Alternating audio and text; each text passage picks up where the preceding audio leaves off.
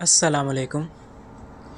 Horror stories के नए episode में आप तमाम सुनने वालों को खुश आमदीद कहता हूँ और उम्मीद करता हूँ कि आप सब खैरियत से होंगे, ठीक होंगे। और मैं बज़ारते ख़ुद हमज़ा, मुझे भी हॉरर स्टोरीज़ और जिन्नात के वाक़यात बहुत अच्छे लगते हैं। ये बचपन से ही मुझे बहुत अच्छे लगते हैं और ख़ास कर जब हमारे कोई बड़े हमसे जिन्नात के वाक़यात हमें सुनाते हैं तो बढ़ते हैं आज के वाक़यात की तरफ।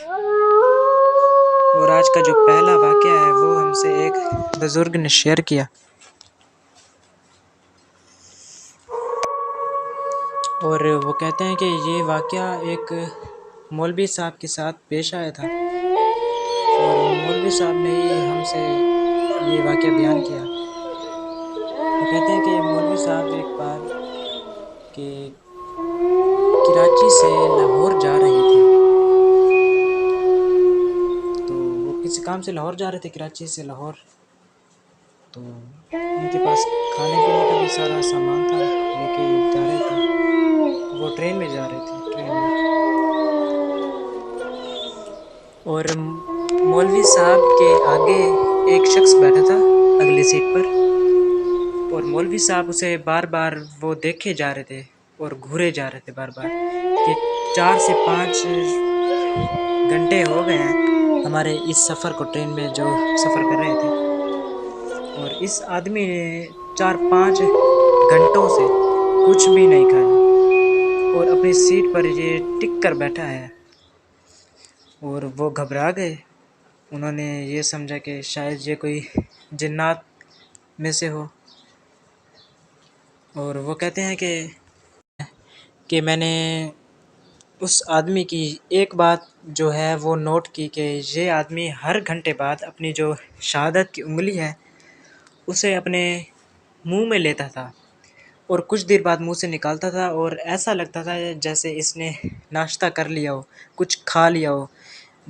और जब हमारी जो ट्रेन है वो लाहौर पहुंची, 8 से 9 घंटे का वो सफ़र था, तो मैंने सोचा कि इस आदमी से मैं सारा माजरा मैं पूछता हूँ कि इसने कुछ भी नहीं खाया 8-9 घंटों से, तो ये क्या मसला है। और जब ट्रेन लाहौर पहुंची और मौलवी साहब ने उस आदमी को रोका, उसे ये सारा ये माजरा ये बयान किया कि मैंने आपको देखा, शायद आपके पास कुछ पैसे नहीं हैं तो इसीलिए आपने अभी तक कुछ भी नहीं खाया 8-9 घंटों से।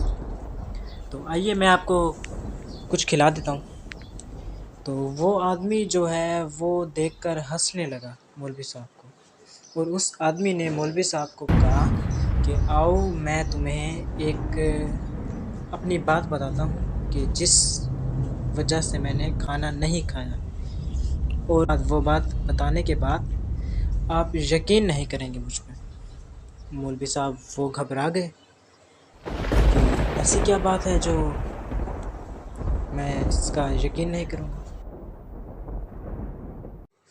और उस आदमी ने मौलवी साहब से कहा कि आइए मैं आपके सवाल का जवाब आपको देता हूँ, आइए मेरे साथ। और मौलवी साहब उसके साथ गए। थोड़ा आगे जाकर वो एक होटल में बैठे, होटल पर। और उस आदमी ने मौलवी साहब से कहा कि पहले मैं कफन चोर हुआ करता था, हर जनाजे के साथ मैं जाता था कब्रिस्तान, हर जनाजे के साथ मैं जाता था कब्रिस्तान।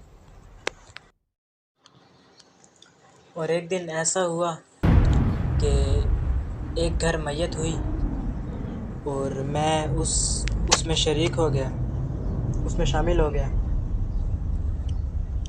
तो वो जब उसे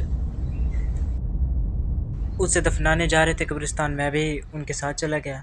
और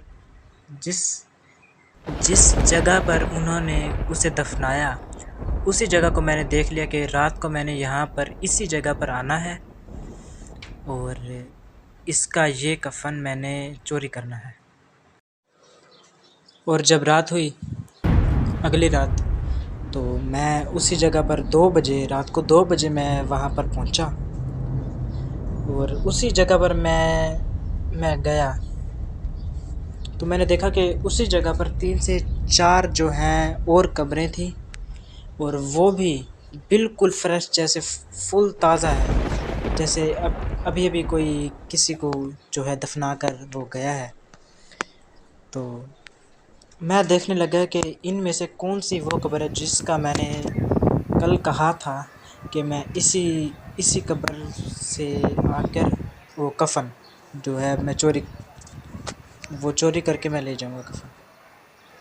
اور پھر میں نے ان میں سے کسی ایک قبر کو جو ہے کھودنا شروع کر دیا، اور جب میں نے پوری وہ کھود لی قبر، تو مجھے اندر سے قرآن پاک کی تلاوت کی آواز سنائی دی۔ میں بہت ڈر گیا۔ اس کے بعد بہت زیادہ میں ڈر گیا، بہت زیادہ۔ اس قبر کے اندر بہت زیادہ خوشبو تھی، تو میں بہت زیادہ ڈر گیا۔ میں نے کہا کہ یہاں سے بھاگنا ہی اچھا ہے، شاید اللہ پاک مجھے کوئی بڑا عذاب نہ دے دے۔ تو میں نے وہاں سے بھاگنے کی جیسے ہی میں نے کوشش کی، تو اسی وقت میری جو شہادت کی انگلی ہے وہ اس کے کفن پر تھوڑی سی ٹچ ہو گئی، تو میں وہاں سے بھاگا، سیدھا اپنے گھر آیا، اور پوری رات مجھے نیند نہیں آئی۔ اور اس سے اگلے دن میں نے نماز وغیرہ پڑھنی شروع کی، اور اللہ پاک سے اپنے کیے کی جو ہے وہ معافی مانگنے لگا۔ اور میں نے یہ سوچ لیا تھا کہ اس آدمی کا جو ہے میں پتہ لگاؤں گا کہ یہ کون تھا جو اتنا زیادہ نیک تھا، اور اس کی جو قبر ہے اس میں قرآن پاک کی تلاوت کی آواز آ رہی تھی اور بہت زیادہ خوشبو تھی۔ تو اس سے اگلے دن میں چلا گیا اسی قبرستان میں، اسی جگہ میں چلا گیا، اور اس کا جو نام تھا اس کا نام میں نے پڑھا، اور 40 دن لگے مجھے اس کے گھر تک پہنچنے میں۔ اور جب میں اس کے گھر گیا اور اس کی فیملی کو یہ سارا واقعہ میں نے یہ بیان کیا، تو ان سے پوچھا کہ ایسی کیا بات تھی، ایسے کیا کام وہ کرتے تھے جو اتنے زیادہ نیک تھے۔ تو اس کی بیوی نے کہا کہ وہ ہر وقت قرآن کی تلاوت کرتے تھے، اور اس کے بعد دعا مانگتے تھے کہ اللہ پاک مجھے اپنے قرآن پڑھنے کی، اس قرآن پڑھنے کی جو تلاوت ہے مجھے آخرت میں بھی اور قبر میں بھی مجھے اس کی تلاوت جو ہے وہ کرتا رہوں آخرت تک۔ اور جس دن میری یہ شہادت کی انگلی اس کے کفن کو جو لگی تھی، ٹچ ہوئی تھی، تو اسی دن سے میری اس انگلی سے بہت زیادہ خوشبو آتی تھی۔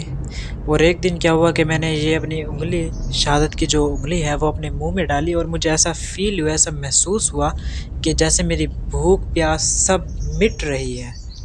تو اسی دن سے لے کر آج تک میرے اسی انگلی سے، جو شہادت کی انگلی ہے، اسی میں سے مجھے جب بھی بھوک لگتی ہے تو میں اسے اپنے منہ میں ڈال لیتا ہوں، اور میری بھوک پیاس سب ختم ہو جاتی ہے۔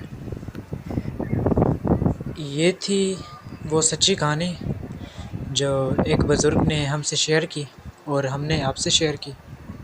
امید ہے آپ کو کچھ سوچنے سمجھنے کا موقع ملا ہوگا۔ تو ملتے ہیں نئی کہانیوں میں، اور تب تک کے لیے خدا حافظ۔